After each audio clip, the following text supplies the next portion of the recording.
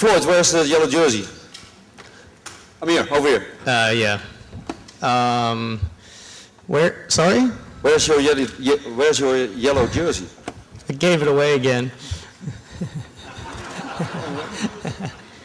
Oui, ton maillot jaune, je l'ai déjà donné à nouveau une nouvelle fois. How is it to feel? How does it feel to win the Tour de France? Well, it's not over yet. I'm not exactly sure what's going to happen next, but I hope we can handle tomorrow at least. If that's the case, then I think it'll sink in later. Right now I'm tired from the time trial. Floyd, on paper you were the favourite for today's time trial because the previous two time trials in the Tour you've had a good margin on Sastre and Pereiro. How are your feelings and how did you approach the stage? Well, I thought the same, but when the yellow jersey's on the line, people get inspired, and I knew it wasn't going to be easy to get the time I needed on the two of them. Pereiro did an exceptional time trial. I was also a little concerned about the 4-hour time trial I did 2 days ago. Took a little energy out of me, but I woke up feeling okay, and yeah, it worked out well. I still was beaten by a considerable amount by Gonchar again, so that was impressive, but I did what I needed to do. Floyd, when you were one of the teammates of Lance and you saw him with the yellow jersey, do you say that someday it will be me? I wished and hoped that someday I would have the opportunity to be the leader of a team and to win the yellow jersey, but I know that it takes a lot of hard work and it takes a lot of sacrifice from a lot of people, and then on top of that, some luck. So I feel lucky. Floyd, congratulations. You're reputed as a relaxed, easygoing guy off the bike, but on the bike you're quite instinctive and very emotional. Can you describe what motivates you when you're racing? What in terms of characteristics you present? At times maybe I appear to make decisions based on emotion on the bike, but I think most of the time the things we do are calculated and logical. The other day I needed to get 8 minutes back, so I had to get rid of the calculated logic for a while and just get angry. But I think most of the time I stay calm. But what motivates me is the dream of winning the race, and I stayed focused on that no matter how things went, up or down. It's almost inescapable to wonder whether there is a particular characteristic of American cyclists that makes them good at this event. Could you take a stab at whether the American mentality somehow has something to do with that streak? Well, the streak is mostly thanks to Lance.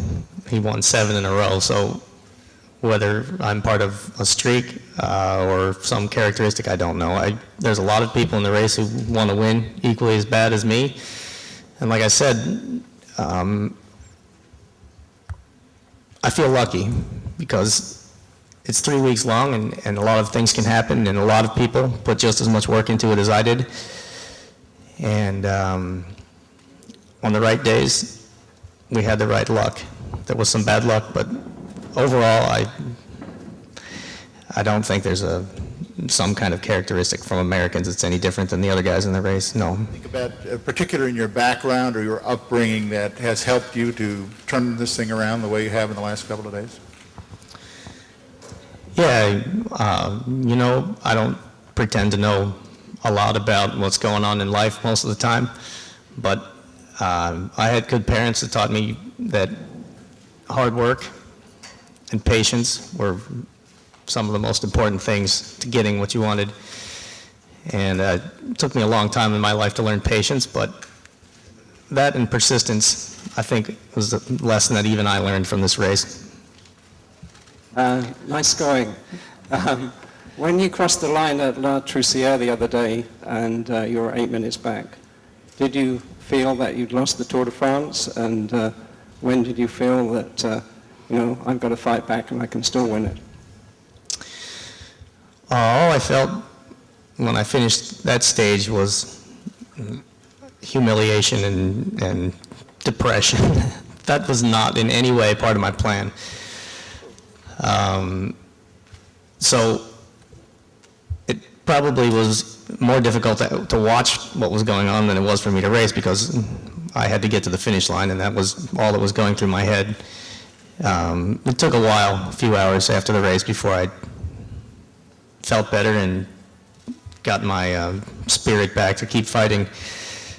But that was one of the more humiliating things that has ever happened to me.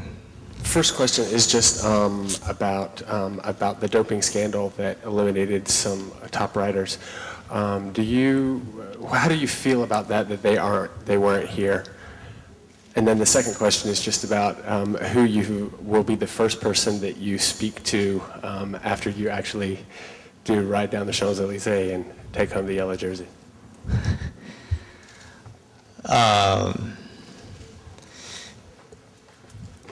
As to who I'll speak to, whoever's there, I'm sure there's quite a few of my friends here, and my wife is here, and my daughter's here, so hopefully they're the first ones to meet me. About the first question, I don't know anything about that. This has been a strange and crazy tour ever since Strasbourg, with the riders taken out of the race, and then we've seen some crazy racing in the Alps this past week. How do you feel that this tour is going to go down in history? How's it going to be remembered? Well, from our perspective, that was not any consideration of how we raced. We raced from the beginning wanting to win the race. As to whether it goes in history a certain way or another is not under any of our control. First of all, we raced conservatively, and then things changed when I had a terrible day and we had to race completely the opposite. So hopefully, at least the people watching got a good show. I think they did. It was probably better for television than it was for us. Hopefully you are the winner of a new period. Your team had problems, cycling has problems. What is your message to this team? I assume you're all here because you believe this is a beautiful sport, just like I do. My message is no different than the message that the race brings. Like I said before, I think we all learned a lesson in persistence. Do you think that you will wonder at all in your mind how you might have done against Ulrich and Basso? And what would you say to people who say, well, he won, but maybe the best riders weren't in the race?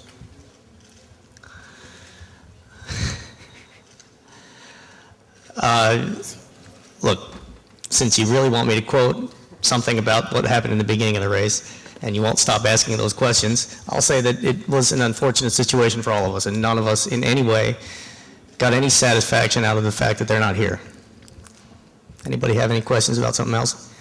I have a question about your hip condition. How much easier does your winning the tour with some likelihood make facing what you have to face, meaning the surgery this fall? I have to say that since it's a dream of mine and having a hip replacement puts that in jeopardy, that having won the race, I'll be much more relaxed about it. I don't feel like my life was a failure if I didn't win the race, but it was a dream, and I would be extremely disappointed if that was taken away by an unfortunate accident. But on top of that, I'll fight as hard as I have in this race to come back next year or the following year, whatever it takes, to be here again, because I think this is one of the most beautiful sports in the world, like I said before, and it's wonderful to be part of it. Can you say one or two words in French, please? One or two words in French. Merci beaucoup. That's all? Cafe and beer.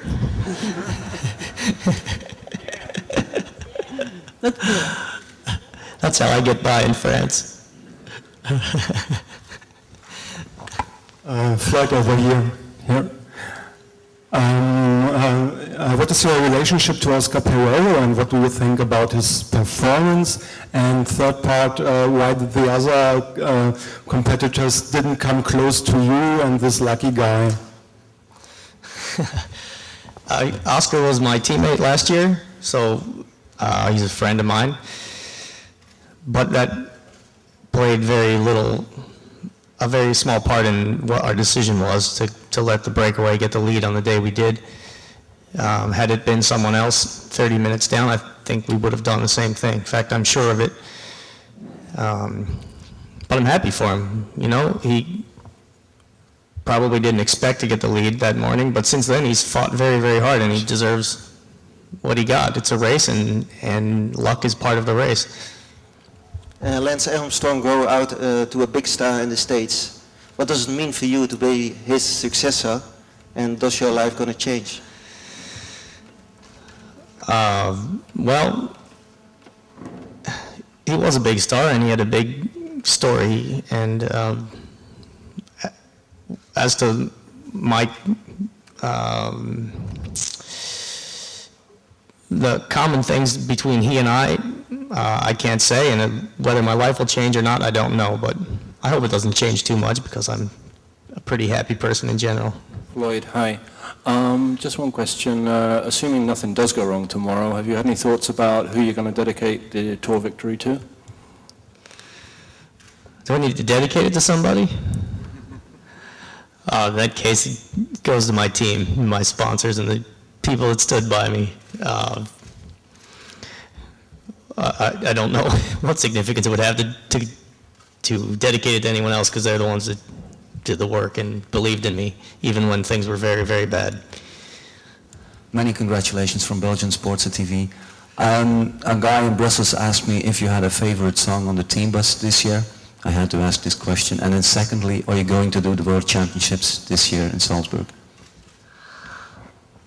The World Championships are, I think, jeopardized by the fact that I'll be having hip surgery in the next 2 months, so unfortunately, probably not. No, we didn't have a particular theme song on the bus this year. I tried playing Johnny Cash once and somebody turned it off. Then I put on Bruce Springsteen and that stayed on a bit longer. But no, there wasn't a theme song this time. Floyd, after La Toursière, talk about your recovery after that stage, and when you decided to rally for the next day. When did you start really believing that a comeback was possible? Was it really just looking for a stage win, or did you really believe you could get that time back and really come back in contention?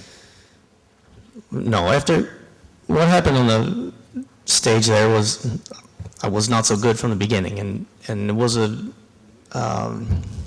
stage where there was no flat sections between the mountains, and what I needed was 20 minutes to eat some food and try to recover a little for the last climb, and I never got it, and I didn't stay focused enough to eat, and at the end there I was completely out of energy. So what may have looked like some kind of miraculous improvement was actually just me going back to the way I was the day before. It doesn't take so long to recover from that kind of, we call it bonking. I don't know what you call it in any other language. But that's basically what happened. And so after a few hours and I had some food, I felt a lot better. And no, the next day, my objective remained the same. I knew it was a long shot to win the race. But if someone had sat on my wheel and tried to take a stage win, they would have gotten it, because that was my goal, to win the race. Floyd, during the time that you spent on the team with Lance Armstrong, was there anything that you learnt from that period that helped you, especially during this tour, that you could apply to this tour? Yeah, certainly I feel fortunate to have been there and part of racing the tour with the objective of winning and believing that you can win. I wasn't there for the first 4, so maybe it was smoother when I was there than the first few. But it was an experience not many people have, to see a team work together and absolutely spend 100% of the time and energy believing that it's a possibility. I think it's a mistake that a lot of teams make, and only one guy gets to win, and it's a risk spending everything on one person, but it is the best way, and I certainly got that from them. I translate. So he said that he has a boy that is 9 years old, and before the tour he did not know you, but now when he called him, he said, oh, when I'm in the village with my friends on the bike, I said that I'm from Floyd Landis, and he said that you have a big responsibility for the next generation. And the question is again, have you something to say against doping about that context? Well, thank you for pointing that out. I'm honored. And what can I say? I mean, we, in this sport, I think it's clear, we've proved that we do more than any other sport to try to prevent doping and to try to solve the problem. For that reason, we have a reputation that doesn't seem to want to go away. But as far as the message, I think it's up to every child's parents to explain to them while they're watching the race what the best decisions in life are about. That's the way my parents raised me, and I think that that's not a bad way to do it. What did it say, Max, to you during the last days? We know that he phoned you, phoned to the team. What did he say to you, Eddie Max? He called to congratulate me, and after the Alto stage, when we had the lead second time, he was there. Maybe you saw in the newspaper, he was there on the rest day and rode with us a little while. And yeah, he's an inspiration just having him around, because nobody will ever match the record that he had. And on top of that, he's a genuinely good person. So, yeah, when we had the bad day, I think he was one of the few people that believed it was still possible, because he did some things like that himself. If it's okay with him, I don't mind that he stays around. Thank you very much. Thank you guys very much.